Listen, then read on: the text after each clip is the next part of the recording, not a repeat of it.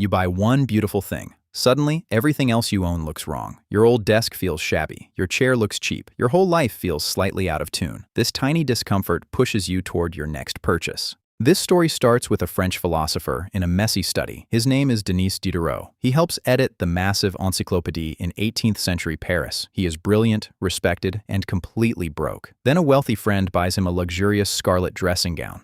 Before the gift, Diderot wears a threadbare, comfortable robe every day. It matches his worn desk and cluttered shelves. His room looks poor but coherent. Everything shares the same humble mood. He calls this robe his faithful companion. In 1769, Diderot writes a strange little essay. He titles it, "Regrets on Parting with My Old Dressing Gown." He describes staring at his new luxurious robe. It glows against his shabby furniture. For the first time, his possessions feel wrong together. Diderot decides his old straw chair embarrasses the new robe. He buys an elegant leather armchair. The worn wooden desk now feels unworthy. He replaces it with a fancy writing table. One by one, he upgrades almost everything in the room. The robe was a free gift. The rest was not. Diderot spends money he does not really have. He chases harmony between his objects. By the end, he is deeper in debt and strangely unhappy. He misses the simplicity of his old robe. Centuries later, anthropologist Grant McCracken studies consumer culture. In his 1988 book, Culture and Consumption, he revisits Diderot's essay. He coins the term Diderot Effect. One new possession triggers a spiral of related upgrades. Your stuff wants everything around it to match. The Diderot effect is not just about robes. It is that feeling when one shiny purchase makes your other things feel dull. You buy a new phone and suddenly want matching headphones. You move apartments and crave new furniture. Your possessions start rewriting your identity. Imagine you finally buy one perfectly tailored jacket. Your old shoes now look sloppy beside it. Your bag feels out of place. Your jeans suddenly seem too faded. Within months, your entire wardrobe silently upgrades itself. Your bank account quietly does the opposite.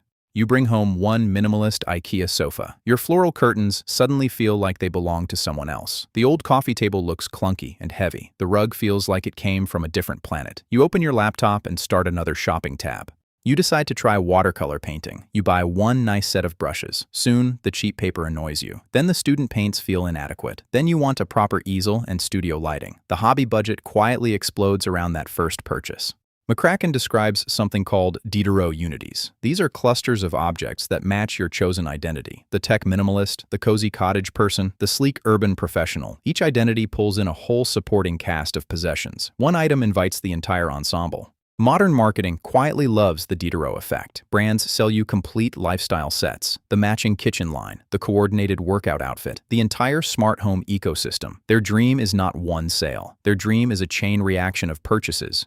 Fast fashion turns this effect into a global machine. The industry now produces around 100 billion garments every year. That is more than 12 pieces of clothing per person on Earth annually. Production has roughly doubled since the early 2000s. Most of it exists to refresh already full wardrobes. Those little upgrades do not just vanish. An estimated 92 million tons of textiles end up in landfills each year. Imagine a garbage truck full of clothes dumped every second. The fashion industry uses about 93 billion cubic meters of water annually. Our Diderot spirals literally reshape rivers and landfills. Your brain loves patterns and coherence. Psychologists call it a desire for cognitive consistency. When one object in your life levels up, everything else feels inconsistent. That small discomfort is like an itch. Consumer culture conveniently offers you the scratch.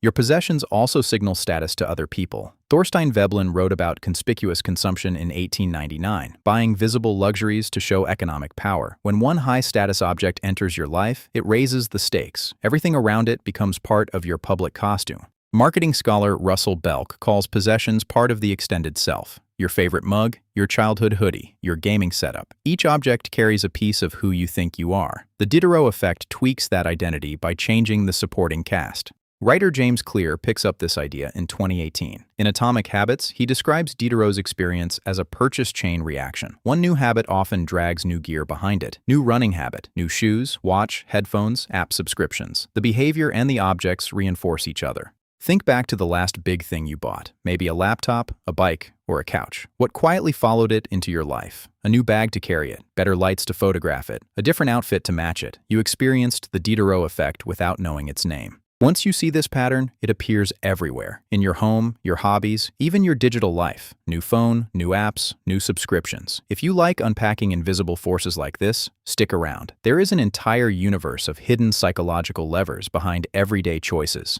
The effect has gone online too. One new productivity app makes your old workflow feel embarrassing. You start buying templates, plugins, and premium fonts. Your desktop icons suddenly look outdated. Even your digital possessions demand matching upgrades. Social media accelerates the spiral. You see curated rooms, outfits, and desk setups every day. Each post is a perfectly tuned Diderot unity. Your real bedroom suddenly looks like a before photo. The algorithm keeps feeding your dissatisfaction with what you already own.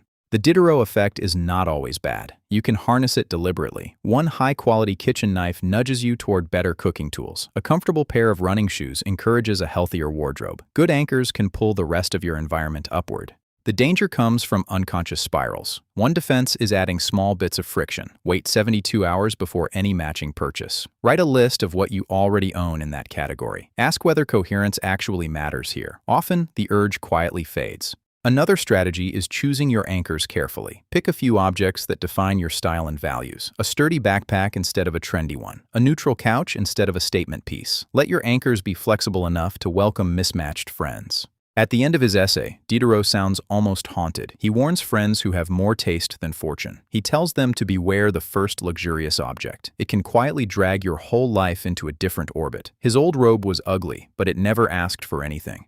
The real mystery is not why we buy more things. It is why we let our things rewrite our story. Every purchase is an invitation to a future version of you. The question is, which invitations you actually want to accept? Because sometimes the cheapest object in your life is your freedom.